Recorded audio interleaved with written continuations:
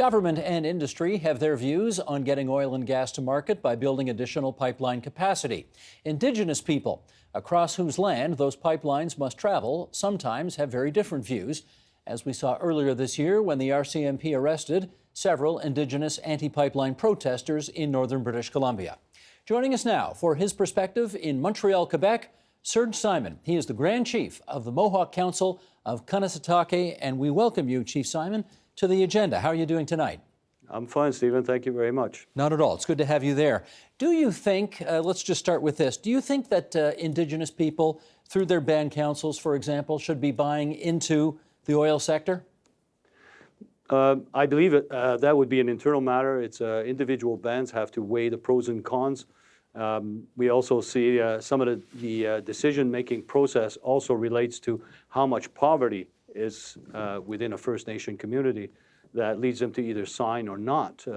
It depends on the education of, say, environmental issues, treaty issues. There's many factors that come into making that kind of decision. So you don't have, for example, a blanket prohibition against anybody buying in if they want to? Well, First Nations, no. I know that industry has a way of coming in and convincing you that this is in your best interest, despite what every scientist, almost every scientist on the planet is telling us that we should stop doing that. But poverty is a huge incentive to sign, right? So. Now, when companies make those entreaties to First Nations, for example, how much suspicion do you think those entreaties ought to be taken with? Well, it depends on the process that's being offered. Myself, I've always believed that I have to deal directly with the Crown, not the industry. If the Crown wants to trigger some kind of process with me, then they and I must agree. The industry will come in at some point in time after both of us have agreed to this type of process. One is the recognition that the treaties are there, and international law also protects those treaties as valid contracts between two sovereign states, which is what the spirit and intent at the very beginning with the Crown was all about. So let's just make sure I understand this then. As long as the negotiations are sort of nation to nation, in other words, you with the Crown, that's okay. And then if business wants to come in, at what point do they make their interest known? Well, industry will always come in stating that they have a permit with the NEB and they wish to exercise their permit. So I don't know. I've already gone through this with TransCanada and Enbridge. And when we got to a certain point, especially when it comes to traditional knowledge of a particular area, I've asked them to leave because this is not a conversation I should be having with industry. It's a conversation I should be having with the Crown, who is the ally, I guess, in our treaties together, right? So at what point does the Crown come in, not the industry? Okay, and why don't you help answer that question? At what point does the Crown come in? I think right off the bat, right? I think the industry should go to the Crown and say, okay, we need to go through a certain area, like say through Quebec, and the Crown could technically come in to our regional gathering where the Quebec chiefs gather and start a process at that level between the Crown and the chiefs of Quebec. I see. And from there, it goes to individual communities, and from the individual communities, they decide whether or not to engage and what process they'll agree to. Now, Chief Simon, in your experience, does it more often than not work to the advantage of Indigenous peoples to go into business with business? Or in your experience, is that more often than not a negative experience? It depends on the type of project. If you're talking about a mining operation, like say a gold mine that's going to leave huge tailing ponds behind, well, it's a bit of a negative when you look at the contamination and the health issues related to the exploitation.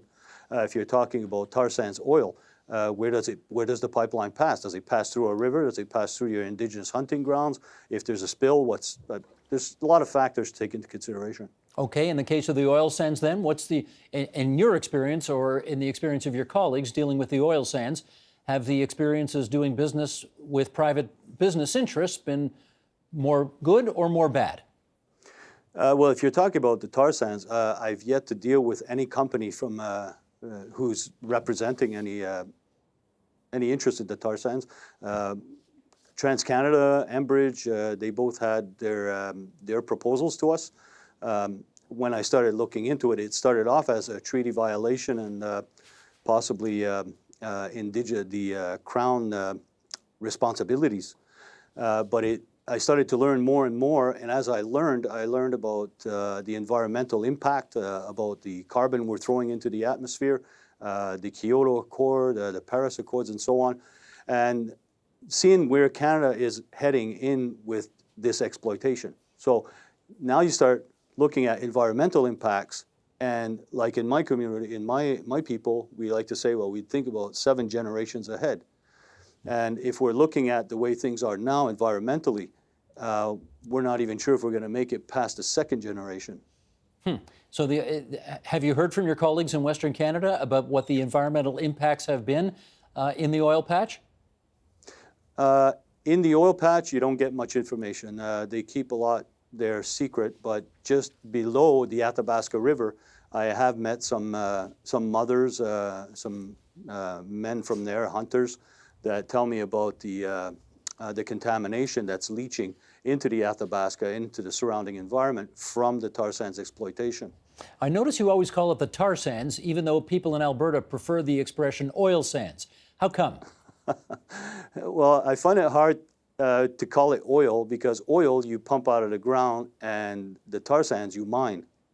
There's a different process there, and you don't have to toss, I don't know how many different chemicals you're using for tar sands, so-called oil.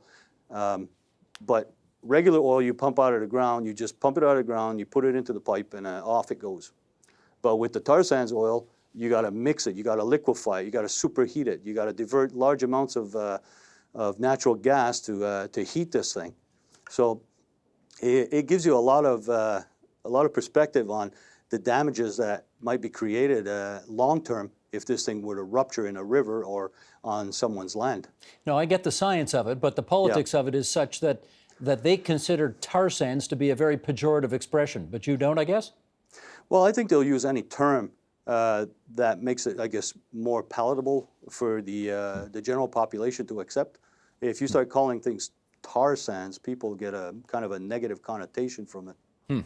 I want to, let me go off in a different direction with you right now and ask you about something that transpired very recently, and that is the federal cabinet shuffle, in which the highest-ranking Indigenous representative, I think ever, in Canadian history, the Attorney General and Minister of Justice, Jody Wilson-Raybould, was shuffled out of that portfolio and into Veterans Affairs. Why do you think that was done? Not quite sure. Jody did have a huge task in front of her, trying to to reset some of the laws of Canada, especially with Indigenous people. I mean, just the Indigenous file when it comes to justice is a huge undertaking. So I think people expected more. I'm not sure about the internal workings with the Trudeau cabinet and how that happened. I know that a lot of Indigenous people were a little disappointed that Jody wasn't able to accomplish more than she had done. And then there were the flip-flops a little bit, first against Site C Dam in British Columbia, then for it. Now, the treaty rights and the right to say no, the free, prior, informed consent part, well, we were still waiting for something to come out of that one. And, I don't know, I think Jody, it was just too big. It was too big an issue. Well, do you think the Prime Minister in some ways may have tried to do her a favor in as much as it's possible going forward that the Government of Canada, and she represents the Crown in that case, would be going to court against First Nations on some of the issues that we've talked about here tonight, and that could put her in a very awkward position. So do you think some of that was part of the thinking? Oh, I'm sure it was. There's so many things going on right now that First Nations feel disillusioned with some of the promises that Mr. Trudeau had made during his election campaign, and now we're almost in another election, and we're looking back, taking stock into what was done, what wasn't done, how it was done, and how it wasn't. So there's a lot of disillusionment. So maybe it was to protect Jody or to insulate her from any particular action that the Trudeau government was envisioning taking with First Nations, especially when they said they wouldn't take us to court. They said they would rather negotiate rather than litigate. So Right. I don't know. Let me return to our original line of questioning then, and that is, do you think there is anything inconsistent with Indigenous culture to have First Nations buy into the oil sector, which, as you've already told us, has been responsible for so much environmental degradation on First Nations lands? To a certain extent, yeah, it's disappointing, but you have to understand that Indigenous people around Fort McKay, around Fort McMurray, I really don't hold this against them at all, that they want to buy into the pipeline. You know, they made the best of a very bad situation over the last 30, 40 years, and now they've gotten used to that.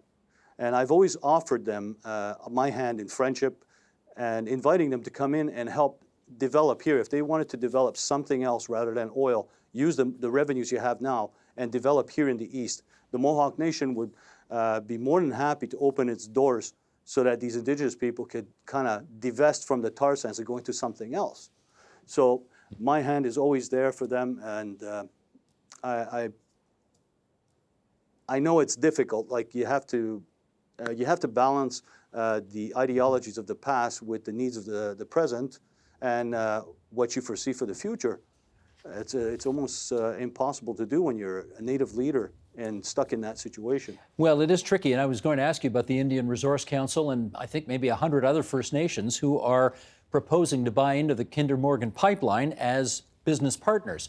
Now, on the one hand, presumably this is a way towards some economic self-determination. On the other hand, some of the issues you just described. How do you balance all of that off? Well, you have to start somewhere. Let's say my brothers out in Alberta decided, well, yeah, they're buying into this pipeline. That pipeline goes through BC, and there's a confrontation, and Indigenous people, God forbid, would get killed or severely injured or incarcerated for a long period of time. I wonder, I'm pretty sure that my brothers in Alberta would feel pretty bad about that and would start rethinking their positions. But yeah, it's... Well, I'm going to ask you about protests because I think you are no stranger. If I have my facts right here, if we go back 25 or 30 years, you were part of a group of First Nations that were protesting the attempt to expand a golf course near Oka, Quebec, your sacred territory, and there were significant protests, and the Army was called in. And I wonder whether or not you're expecting to see a repeat of some of that in Western Canada over these issues we've been discussing. You know, God, I hope not. You know what? Oka happened. We learned a lot of lessons from that. Well, at least most of us did. We're hoping that that never happens again. And we hope that the Crown has learned its lessons as well, that a lack of respect, a lack of dialogue with First Nations can often lead to these type of things. And we're hoping and praying this never happens again. But who knows? Anything can happen. What would you say the lesson for you was after all of that? Well, my lesson is it showed me what happens when respect and dialogue fail, and when treaty rights are not respected.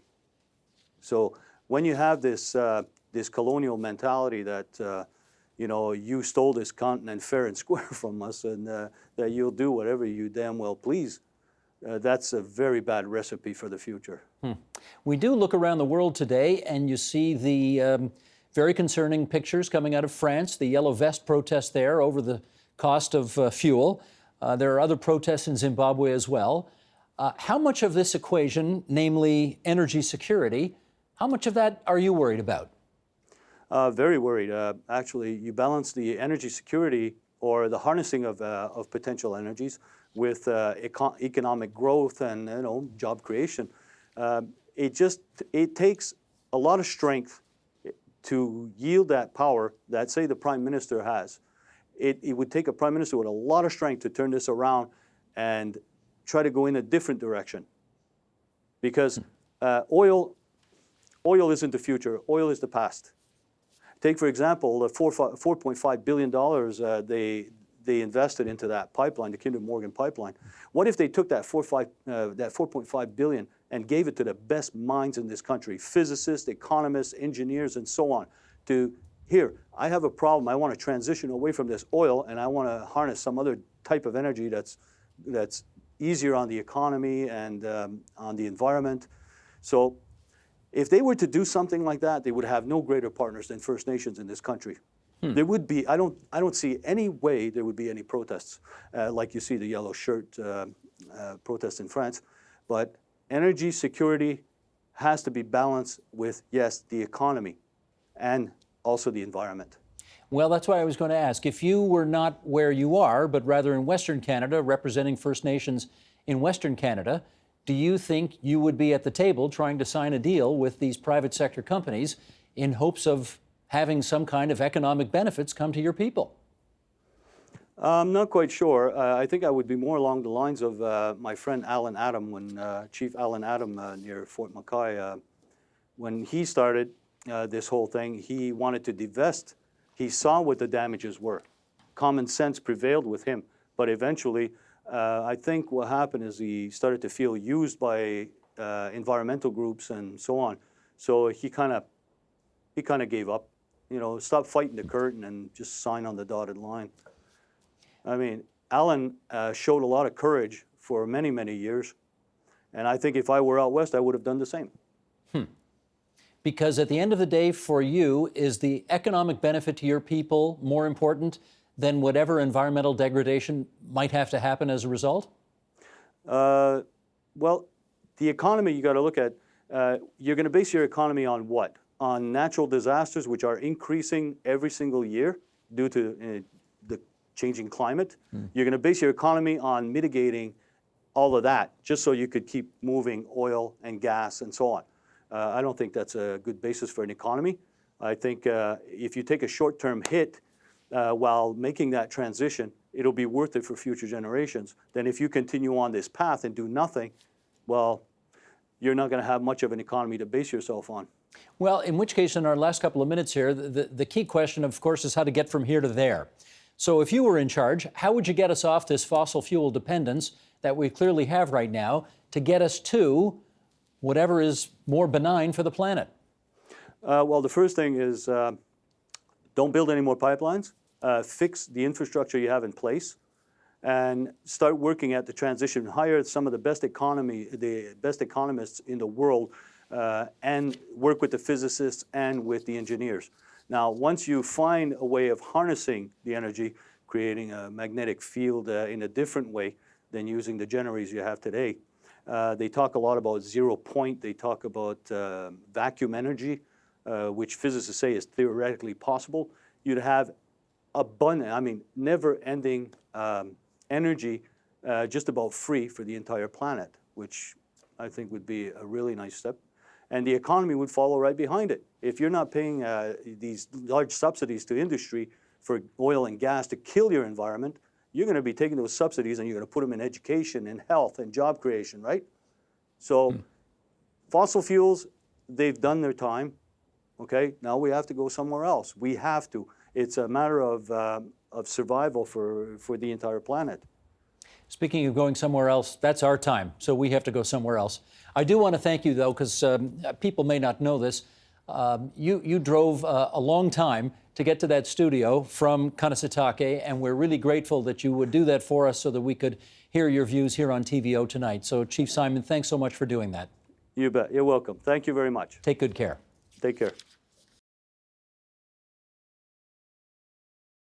The Agenda with Steve Paikin is brought to you by the Chartered Professional Accountants of Ontario, helping businesses stay on the right side of change with strategic thinking, insightful decisions, and business leadership. Are you on the right side of change? Ask an Ontario CPA.